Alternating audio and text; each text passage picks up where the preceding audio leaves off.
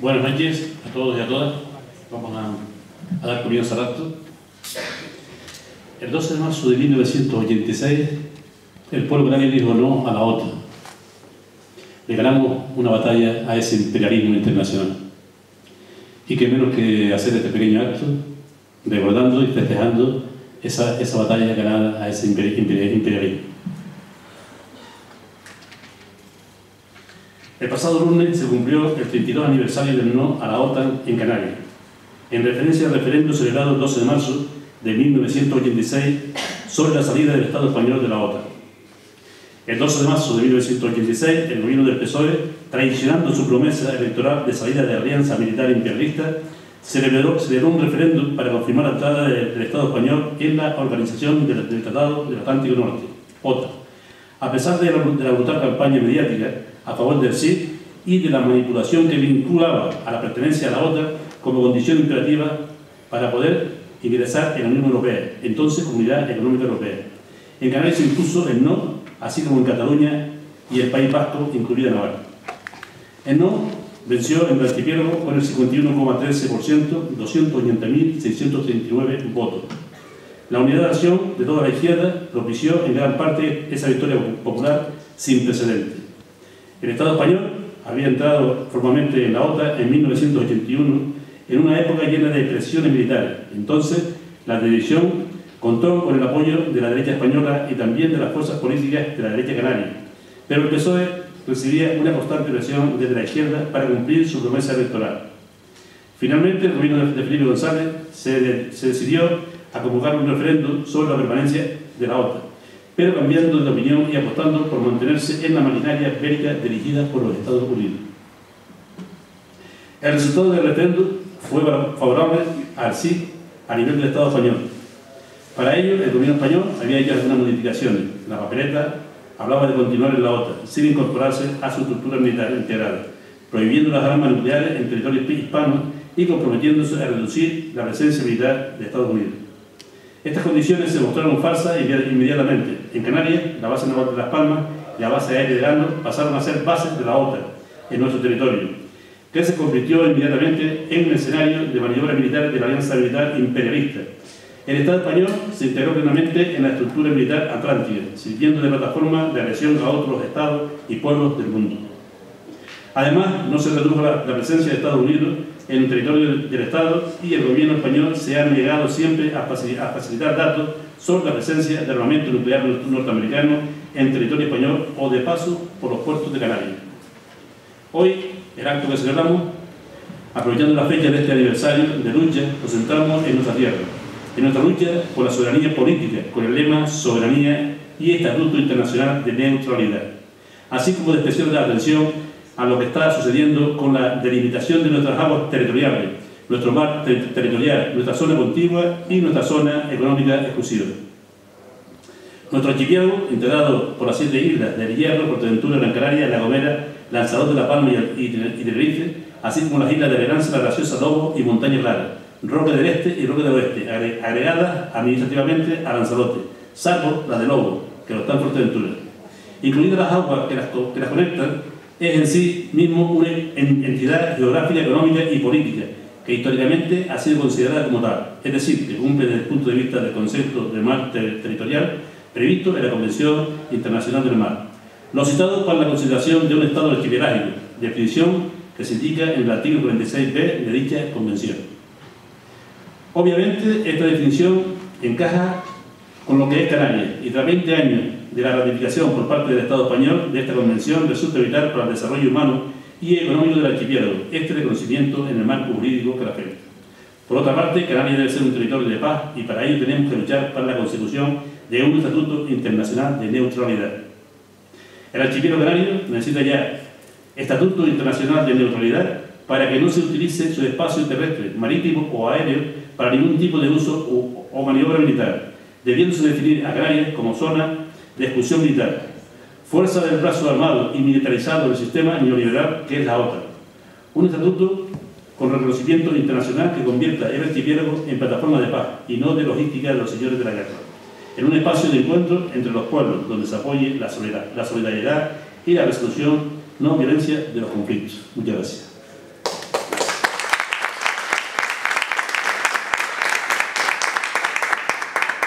Bueno, aquí tenemos dos ponentes con nosotros, uno es Repito Araya, que ya lo conocemos todos, y otro Vicente Quintana. Ellos van a ser muy expuestos. Lo importante después va a ser el debate, las preguntas que ustedes puedan hacer. Así que vamos a tener una media horita a los oradores y después empezamos con la pregunta que ustedes quieran hacer. ¿Lo vamos a hacer? Gracias. Un saludo cordial.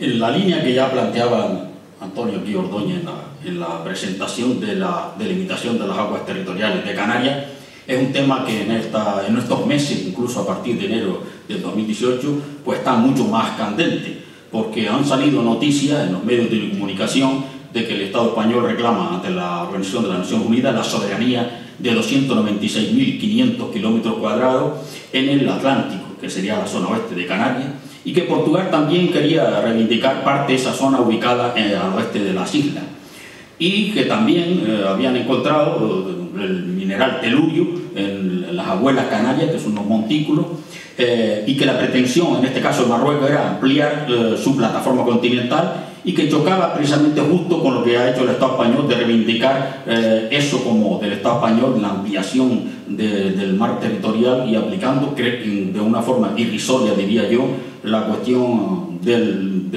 Tratado de Montego Bay, que luego desglosaremos un poquito. Y por otra parte, otro hecho candente relacionado con el mismo ha sido la sentencia del Tribunal de Justicia de la Unión Europea sobre el Tratado de Pesca entre el Estado español y Marruecos, en el sentido de decir, oiga, las aguas del Sáhara no pueden estar en ese tratado porque no se ha resuelto mediante referéndum de autodeterminación de ese pueblo y por tanto no se puede utilizar los recursos de la zona del Sáhara Occidental en su mar. Este tema es de una gran trascendencia para Canarias y nos lo han tenido escondido.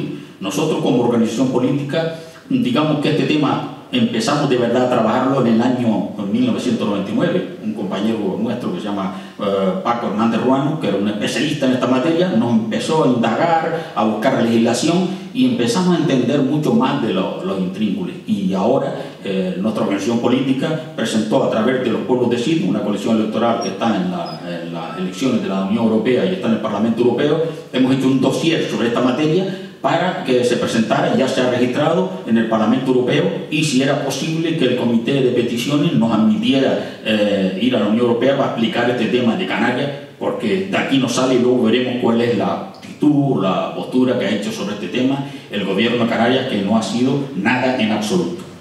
Les paso a hablar de las consideraciones, una especie de síntesis de este tema, y también en el Ayuntamiento de Santa Lucía presentamos una moción que yo no diría que es light, pero sí desde el punto de vista de filosofía, en el fondo, independiente de las controversias, podrían ser asumidos por otras organizaciones políticas. Pero yo les diré esa moción, en qué consistió y al final cuál fue la votación para hacer un marco de referencia de cómo está este tema en Canarias. Canarias, nuestra nación, es el paradigma de la explotación colonial en el siglo XXI, de un territorio en el continente africano por parte de una potencia europea, en este caso el Estado español. Un neocolonialismo que se manifiesta con total nitidez en ausencia de un aparato productivo propio, en la destrucción progresiva del sector primario, en la falta de soberanía alimentaria y como hemos visto también en parte de esta soberanía, cómo ha desaparecido la flota artesanal canaria. A los canarios nos han convertido paulatinamente en una población de trabajo del sector servicio para cubrir las necesidades de mano obra barata del monocultivo del turismo, con ya más de 14 millones de turistas, sobre todo europeos, cuyos gastos son pagados en origen a los correspondientes turoperadores europeos. Y Canarias no tiene ningún turoperador propio, que es una de las cosas que podía ser la iniciativa privada de los empresarios llamados canarios, pero no lo ha hecho. Lo que hace que en Canarias prevalezca una economía extractiva, dependiente del exterior, y donde la mayoría de las empresas que trabajan en Canarias, esas grandes empresas y que llevan esos sectores, no cotizan allí porque los ingresos ya se quedan en el sitio de origen. Mientras el Reino de España ha solicitado ante la Organización de las Naciones Unidas ampliar su supuesta soberanía hasta las 350 millas al oeste de nuestro archipiélago, con una supuesta negociación previa con la República Portuguesa para la delimitación de las propiedades de las aguas entre ambos estados. En este sentido, la negociación es, aunque las islas salvajes pertenecían realmente, si se aplicara a Canarias como estado archipiélago, quedarían dentro de nuestra zona exclusiva, el acuerdo del Estado español es: quédate con las islas salvajes, es verdad que no están habitadas, y llegamos a un acuerdo, porque Portugal en el fondo sigue estando interesado en esta zona oeste de Canarias.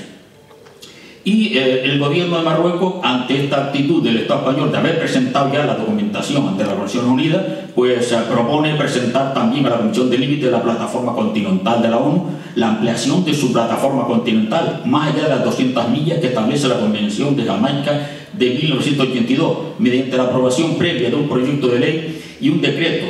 Y por otra parte, mientras los representantes políticos de la República Árabe Saharaui Democrática han protestado y han recurrido ante organismos internacionales tal pretensión, y mientras muchos países están en la disputa de los materiales estratégicos de los lechos marinos en Canarias, que según parece en investigaciones propias del Estado español, pues parece que hay ciertas riquezas ahí. Y a todo esto, el Estado español, Portugal, la República Árabe Saharaui, pues a la población canaria se le ha hurtado toda la información sobre el derecho internacional a sus aguas, siendo este tema tratado en Canarias como un tema tabú, como si fuera solo competencia del Reino de España. Por tanto, y a la vista de todo lo que está sucediendo, ¿no está Canarias sometida y atrapada en una infame y canallesca indefensión político-jurídica sin capacidad alguna de actuación en defensa de sus legítimos intereses, como la exploración y explotación de los recursos naturales de su territorio? En esta línea les paso a hablar consideraciones sobre esta indefensión de Canarias. La insostenible situación actual del archipiélago canario, de territorio nacional español, en otro continente, un indefendible anacronismo en pleno siglo XXI, le confiere al mismo la condición de archipiélago costero, habida cuenta la distancia que lo separa del estado ribereño, en este caso Marruecos, porque estamos solo a 96 kilómetros de la costa de Marruecos, unas 56,65 millas de la costa occidental, y que la costa oriental nuestra más próxima a Marruecos pues es Fuerteventura. Esta circunstancia geofísica fue argumentada en su día por destacados juristas marroquíes para proclamar que las Islas Canarias se encuentran situadas en lo que sería la prolongación natural de la plataforma continental de Marruecos, aspecto nada irrelevante que se encuentra reflejado en la legislación marítima del país vecino y también en tratados internacionales sobre la ley del mar. Es obvio, por otra parte, que Marruecos no tiene la culpa de la situación geográfica de Canarias y, por consiguiente, como Estado soberano y signatario de esa tercera conferencia de las Naciones Unidas sobre el derecho al mar, que fue firmado en Montego Bay, en Jamaica, pues resulta que el 10 de diciembre de 1900 tiene el legítimo derecho a establecer y proclamar sus espacios marítimos, de acuerdo con lo legislado en esa convención, es decir, tiene legitimidad para solicitarlo y establecerlo. Tal es así que mediante el DAI, boletines como oficiales de aquí, de 8 de abril de 1981, Marruecos estableció su zona económica exclusiva de 200 millas de acuerdo con la parte quinta de esa convención del mar, en la que queda englobado el archipiélago canario, excepto la isla de La Palma y el Hierro. Es decir, si se aplicase la convención del mar, Marruecos tendría derecho a la exploración y explotación de todos los recursos, incluido el archipiélago canario, salvo esas dos islas.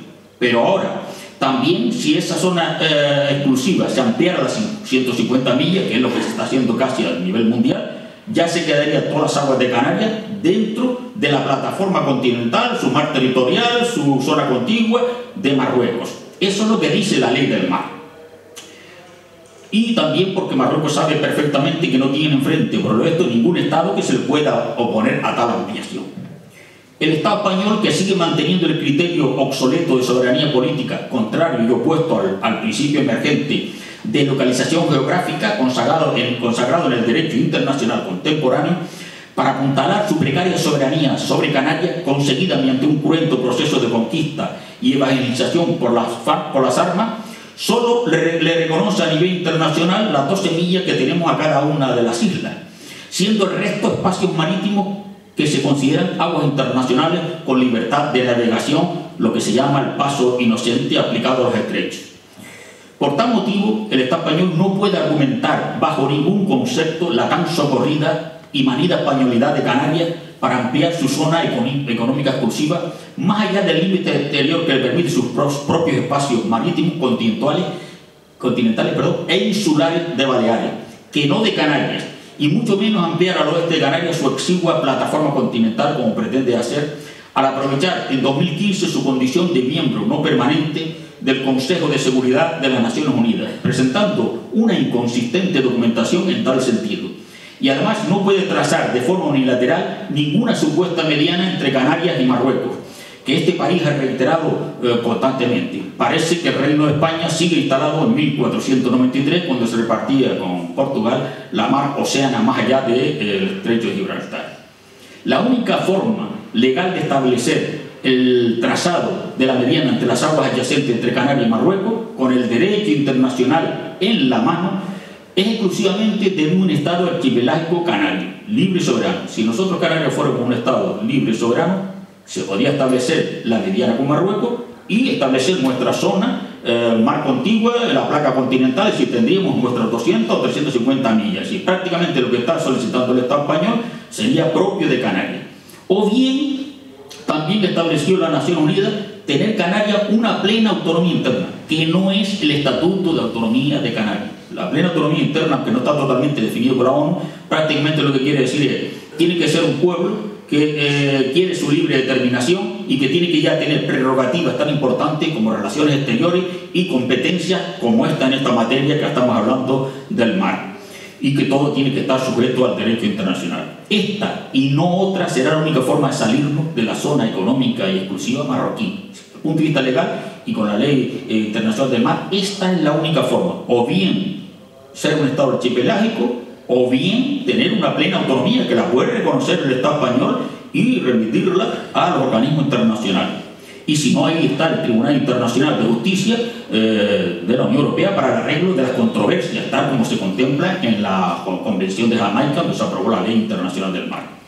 Ante toda esta abultación de información, negociaciones y peticiones de los estados citados, en los que se ha mantenido al margen de forma notoria al archipiélago canario y a su población e instituciones, se hace necesario realizar un amplio debate en la sociedad canaria del camino a seguir para obtener los derechos que sobre el mar territorial como archipiélago nos corresponden, así como demandar ayuda a todos los organismos internacionales, en especial el Tribunal Internacional del Derecho del Mar, para que se aplique con todo rigor lo dispuesto en el acta final tercera de la Conferencia de las Naciones Unidas sobre el Derecho del Mar. Esta resolución tercera lo que decía es, independientemente que haya una controversia y pelea entre estados, siempre y en todos los casos los beneficios de exploración y de explotación de los recursos naturales debe ser del pueblo que está situado en cuestión. Es decir, aquí todo el mundo se está intentando repartir las riquezas, etcétera, pero resulta que la Ley Internacional del Mar dice que, independiente de esa cuestión de quién reivindique para aquel que es su propiedad, al final el pueblo es el que tiene que beneficiarse de esos recursos naturales.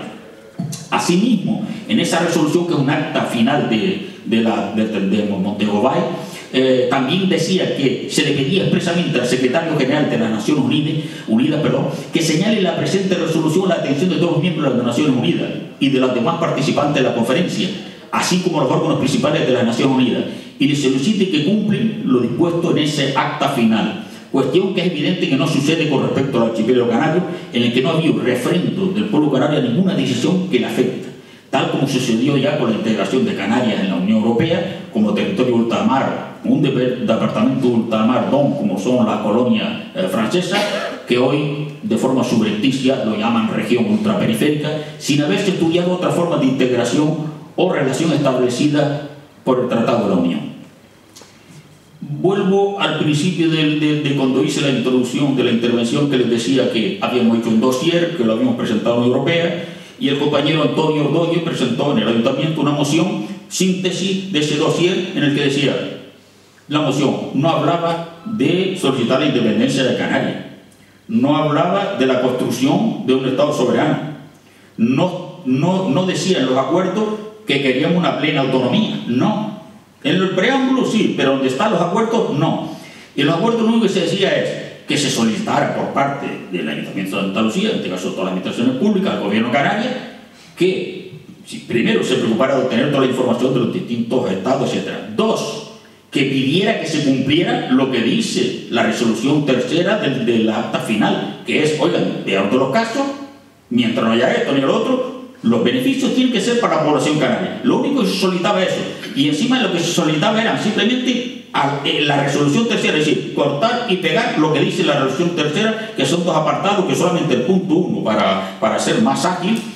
Lo único que decía es decir, lo que les comenté al principio, que el pueblo que está ahí, una región periférica, ultramar, como la llamáis, en el peor de controversia de propiedad de esas aguas, siempre los beneficios tendrían que ser pueblo canario. Pues le digo, de la misma forma que estamos ninguneados y con un gobierno canario, un tema de alta relevancia, no se ha pronunciado. Es decir, el Estado español ha hecho esa reivindicación y no ha dicho nada. Está la cuestión de Marruecos reivindicando su espacio marítimo y no ha dicho nada. El pueblo saharaui ha dicho que no se utilice y resulta que un gobierno canario, que es el que tendría que reivindicar que esa resolución tercera se cumpliera en todos los casos, en esta controversia jurídica, pues resulta que el gobierno canario se hace el loco, no ha hablado de este tema en absoluto, lo ha dejado como una cuestión de España y punto.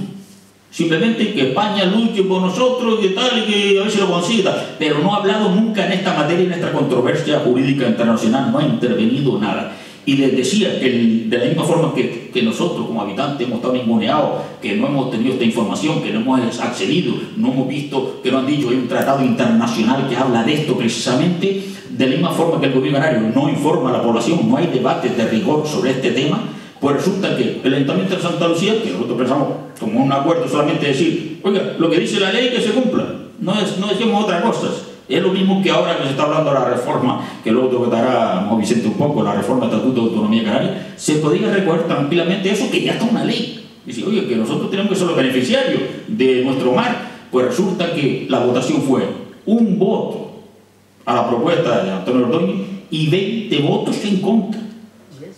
20 votos en contra. Es decir, yo entiendo que un PP, un PSOE, pues a lo mejor no le guste el preámbulo. Pero es que lo gracioso fue que fuerzas políticas como Nueva Canarias, por ejemplo, lo que pedía era que se retiraran los 2 puntos que están en la acta de resolución. Sí, oye, porque son puntos que están en una ley. ¿Cómo voy a retirarlo? Es un absurdo. Sí, es un sinsentido. Pues por ese motivo no apoyaban la moción.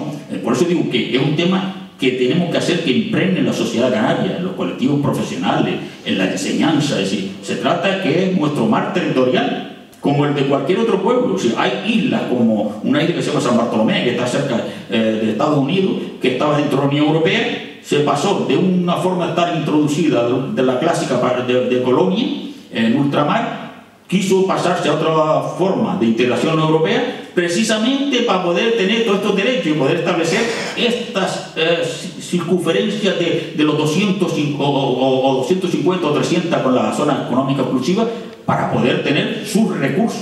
Pues esto es lo que simplemente tenemos que de verdad concienciarnos y luchar todos los canarios. Por eso la petición es que del tema de hoy importante es la soberanía política.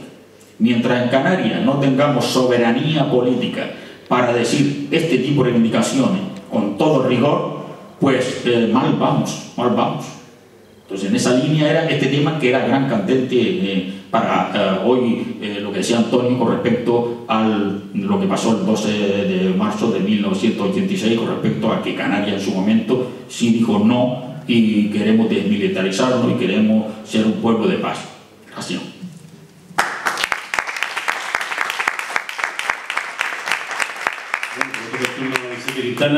Secretario Nacional de Unidad del Pueblo.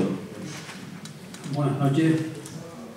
Ya que estamos hablando de soberanía y como en los últimos años este desgobierno que padecemos en Canarias, que decía que iban a hacer una reforma del estatuto que iba a ser, vamos, verdaderamente histórico, pues ya nos hemos enterado a través del boletín oficial del Estado cuáles son los razonamientos para esa reforma. Ya el preámbulo solamente ya es un insulto verdaderamente a la inteligencia, ¿no?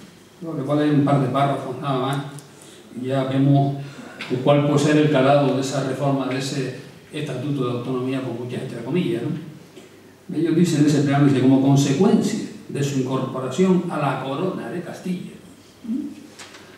Canarias experimentó una profunda transformación en sus estructuras económicas, políticas y sociales a la que los isleños se adaptaron con rapidez, asimilando su cultura y su religión. Pues en otro poquito, yo creo que esa gente no se ha enterado de que aquí hubo una conquista, hubo una guerra de expolio que duró aproximadamente 100 años y por lo visto todo eso se ha obviado, ¿no? Entonces nos incorporamos de una forma tranquila, pacífica. Ellos vinieron aquí pacíficamente, no nos hicieron nada, no nos vendieron como esclavos, en el mercado de esclavos de Sevilla, de Valencia, etc. No pasó nada de eso. Aquí vinieron ellos tranquilamente a civilizarnos, porque por esto estábamos todos contaminados. Y esto lo pone en el preámbulo de esa reforma del estatuto que se hace aquí, o sea, no se hace fuera, se hace aquí por politiquillos de 3 al cuarto que dicen que son nacionalistas en Canarias, ¿no? Bueno, otra de las cosas que yo creo que también hay que comentar, lo voy a comentar aquí, que es el meollo de la cuestión de esa reforma estatutaria, que es simple y llanamente seguir conservando para una minoría privilegiada todos los derechos que han tenido y tienen desde hace aproximadamente 6 siglos, ¿no? Que se dice bastante pronto. Y este es el último capítulo, ¿no? de estos chollos que ha tenido siempre la burguesía, por llamarla de alguna manera la burguesía canaria, esos 4 elementos de aquí. Dice ese preámbulo: la ley del régimen económico y fiscal de 1972 constituyó un nuevo hito en la evolución de la norma básica que siempre ha influido en el modelo económico de Canarias, pero su traducción política debió esperar a la llegada de la democracia a través de la Constitución del 78 y el primer Estatuto del 82. Y es reconocido por las instituciones de la Comunidad Europea y reafirmado en sus tratados al definirse su condición de región ultraperiférica. Otra vez nos vuelven a insultar. O sea, nosotros no somos ultraperiférica, hay la misma distancia de aquí a Madrid que de Madrid a aquí. Yo creo que vamos a empezar a decir que los ultraperiféricos son los de allá y nosotros estamos en un sitio adecuado, ¿no? Y dice que la consecución de la autonomía ha consolidado el proceso modernizador de la sociedad canaria y su desfase secular en infraestructuras, equipamientos, y tiende a saltarse y a mejorar los indicadores de bienestar de los isleños. Bueno, siguen hablando en ese preámbulo de la relevancia política del régimen económico y fiscal avalado por la Constitución, reforzando su garantía constitucional, etcétera, etcétera, etcétera, ¿no? Y siguen en ese preámbulo hablando de la consolidación y la mejora del REF, de nuestro sistema democrático y de un progreso económico compatible con los datos. Ahora yo les voy a dar más que unos datos para que veamos qué ha significado el régimen económico y fiscal para Canarias, que nosotros decimos que ha sido un auténtico expolio para Canarias. Estos son datos que no los ha inventado ni del pueblo ni muchísimo menos. Ya después les daré la fuente, ¿no? Y se mete el 51% de los parados canarios no cobran ningún tipo de prestación. 1/3 de los hogares canarios no tiene dinero para llegar a fin de mes. El 29,7% de los menores en situación de pobreza. El 44,6% de la población canaria está en riesgo de exclusión social. Canarias solo dispone de 642 plazas de acogida para personas sin hogar. Está totalmente cubierta las 642. El 60% del asentismo escolar está vinculado a problemas familiares. 3 de cada 10 canarios en edad de trabajar no puede hacerlo o no puede trabajar. Aproximadamente 3.500 canarios y canarias en 2017 se han quedado sin percibir la prestación canaria de inserción, que nunca ha llegado a cubrir a todo el colectivo que pueda beneficiarse de ella. 12.000 canarios y canarias dependientes siguen a la espera de recibir las ayudas. 47.000 jóvenes canarios y canarias ni estudian ni trabajan. 5.500 enfermos de cáncer no pueden hacer frente al coste de ciertos medicamentos. Más o menos el 30% de los canarios y canarias viven, es decir, con menos de 600 euros al mes. Y cada vez más trabajadores en activo acuden a los bancos de alimentos para poder llegar y comer la última semana o las 2 últimas semanas del mes. Y al otro lado de esa cara vemos que los multimillonarios españoles y canarios incrementaron su riqueza un 40% desde el estallido de la crisis y sube paralelamente un 16,20% el número de pobres. Se agravan las diferencias sociales y las familias canarias disminuyen su gasto en alimentación. Aproximadamente el 28,7% del PIB de Canarias se maneja en dinero B, más o menos unos 9.000 millones de euros anuales. Estos son datos de FUESA, en un informe que se llama Exclusión y Desarrollo Social, y es de la red social, de la red europea de lucha contra la pobreza. Y este dato del dinero negro es del grupo de inspectores tributarios que se llama GESTE, de la Agencia Tributaria Española. Podemos ver que con 8 o 9 mil millones de euros que puedan entrar en la caja de todos, de cosas que se podrían hacer, ¿no? Lógicamente, aquí el gran problema, ¿no? El gravísimo problema que tenemos en Canarias, ya te lo apuntaba el compañero Pepe, es la falta de soberanía. O sea, no hay soberanía para nada. Para nada. Por ejemplo, hoy hay un dato muy importante para que nos demos cuenta de cómo se marca y cómo se está repartiendo aquí el bacalao, en este caso el atún rojo. La Unión Europea dictamina que solamente se pueden pescar en esta temporada 5.000 toneladas de atún rojo. Para Canarias nos dan 450 toneladas. O sea, el atún es nuestro y a nosotros nos dan, por decir una cosa, 450 toneladas. Cuando la pesca del atún realizada por los canarios es sostenible porque se hace a caña, mientras las otras vienen los arrastreros y arrastran lo que sea y lo que no puede arrastrarse. Eso es un dato que está ahí. Hoy salió precisamente una rueda de prensa en todas las televisiones donde las cofradías de pescadores estaban denunciando precisamente este expolio. Entonces, dice por aquí que no son 450, que eso es lo que se solicita, son 42 toneladas. Pues peor me lo pone. Peor me lo pone, porque en la vez pasada solo un barco le daban más de 90 toneladas a un solo barco. Pero no canario, Ojo, no canario. Pero peor me lo pone. Pero de todas maneras no es solicitar 450. Es que el problema es que las 5.000 son nuestras. Ah, chica, claro. Son nuestras. Yeah. Que después nosotros tenemos que comprar el atún enlatado.